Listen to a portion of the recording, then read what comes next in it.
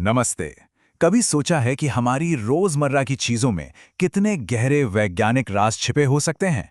आज हम इन्हीं में से कुछ रहस्यों से पर्दा उठाने वाले हैं।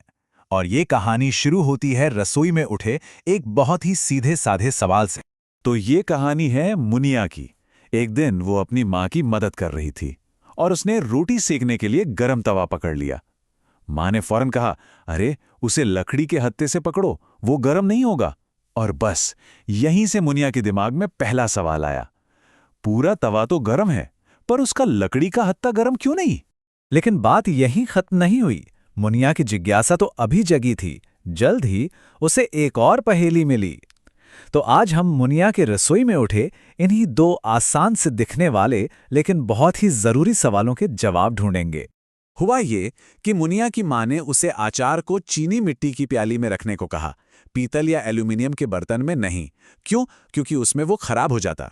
तो लीजिए, मुनिया का दूसरा सवाल भी तैयार था। आखिर धातु के बर्तन में आचार खराब क्यों हो जाता है?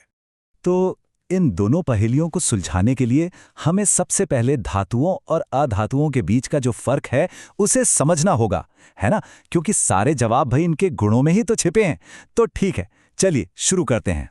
चलिए सबसे पहले मुनिया के पहले सवाल पर आते हैं, और इसका जवाब हमें मिलेगा धातुओं के भौतिक गुणों में, मतलब वो दिखने में, छूने में कैसे होते हैं, इस बात में। तो यहाँ पे एक बहुत ही जरूरी कॉन्सेप्ट आता है जिसे हम कहते हैं ऊष्मी चालकता।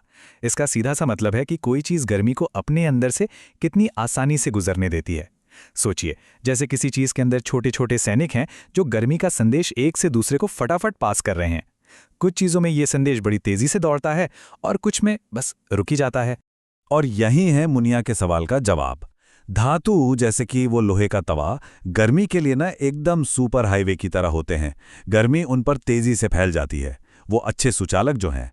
दूसरी तरफ लकड़ी, जो एक अधातु है, वो गर्मी के लिए एक तरह से कच्ची सड़क है।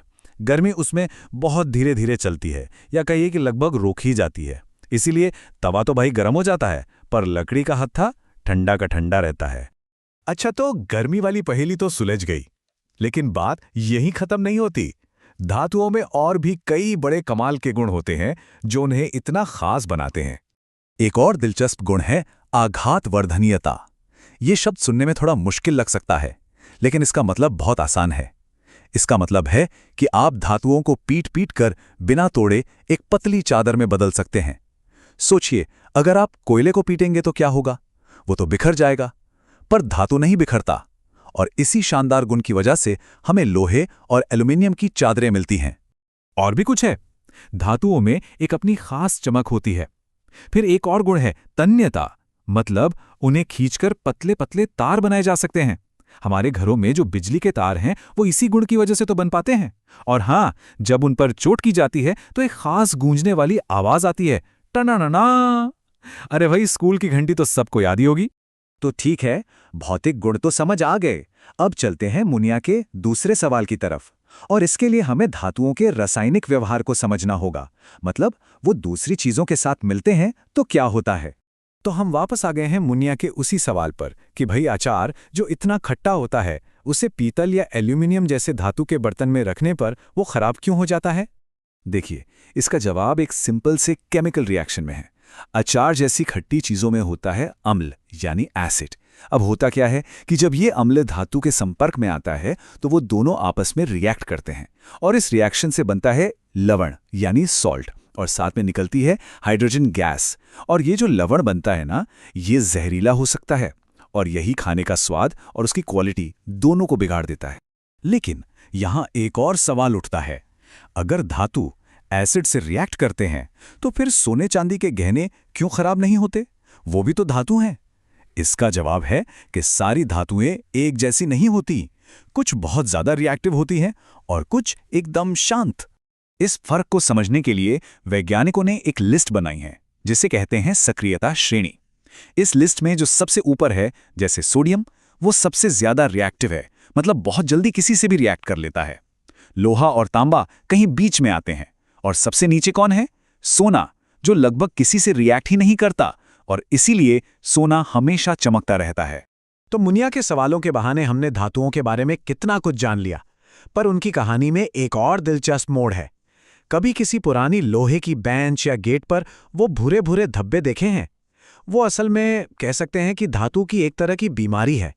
ये तब होता है जब वो हवा और नमी के संपर्क में आकर धीरे धीरे कमजोर पड़ने लगते हैं। साइंस की भाषा में इसे संक्षारण या कोरोजन कहते हैं। ये वो प्रोसेस है जिसमें हवा, पानी या दूसरे केमिकल्स की वजह से धातुएं धीरे धीरे खत्म होने लगती हैं। और इसका सबसे आम एग्जाम्पल, अरे भाई, लोहे में जंग लगना। तो जंग लगने का फॉर्मूला बहुत ही सीधा है। जब लोहा नमी यानी पानी और हवा यानी ऑक्सीजन के संपर्क में आता है तो बन जाता है जंग, बस। और कमाल की बात यह है कि अगर इन तीनों में से एक भी चीज को हटा दिया जाए तो जंग लग ही नहीं सकता। और इसी सिंपल से लॉजिक पर हम धातुओं को जंग से बचाने के तरीके अपनाते हैं। हम क्या करते हैं? हम लोहे का हवा और नमी से कांटेक्ट ही तोड़ देते हैं। कैसे? उस पर पेंट कर देते हैं, या तेल ग्रीस लगा देते हैं, या फिर उस पर जिंक की एक परत चढ़ा देते हैं, जिसे गैल्वेनीकरण कहते हैं। लेकिन इन सबसे भी एक ज्यादा स्मार्ट तरीका है, और वो स्मार्ट तरीका है मिश्र धातु यानी एलॉय बनाना। ये एक तरह की इंजीनियरिंग है जिसमें हम एक धातु में कोई दूसरी धातु या अधातु मिलाकर उसके गुणों को और बेहतर बना देते हैं, बिल्कुल अपनी ज़रूरत के हिसाब से। जैसे पीतल को ही ले लीजिए, ये तांबे और जिंक को मिला के बनता है। या फिर हमारे घरों में सबसे कॉमन स्टेनलेस स्टील, इसमें लोहे के साथ थोड़ा क्रोमियम और निकल मिला दिया जाता है। नतीजा, ये मजबूत भी रहता है और इस पर जंग भी नहीं लगता। है ना कमाल की बात? तो मुनिया के सवालों से शुरू हुई हमारी ये जो यात्रा है, उसका सार यही निकलता है कि किसी भी चीज़ की असली ताकत को जानने के लिए उसके गुणों को समझना ही सबसे ज़रूरी है। चाहे वो तवे का लकड़ी का हत्था हो या किचन का स्टेनलेस स्टील का बर्तन, सब कुछ विज्ञान के इन्हीं बेसिक नियमों पर चलता है। और अब जाते जाते एक सवाल। कल्पना कीजिए कि आपने एक बिल्कुल नई धातु की खोज की है जिसके बारे में दुनिया में कोई नहीं जानता। तो जब आप उसके सारे गुणों को समझ लेंगे तो उसका सबसे पहला इस्तेमाल क्या करना चाहेंगे? इससे क्या बनाएंगे? सोचिएगा जरूर।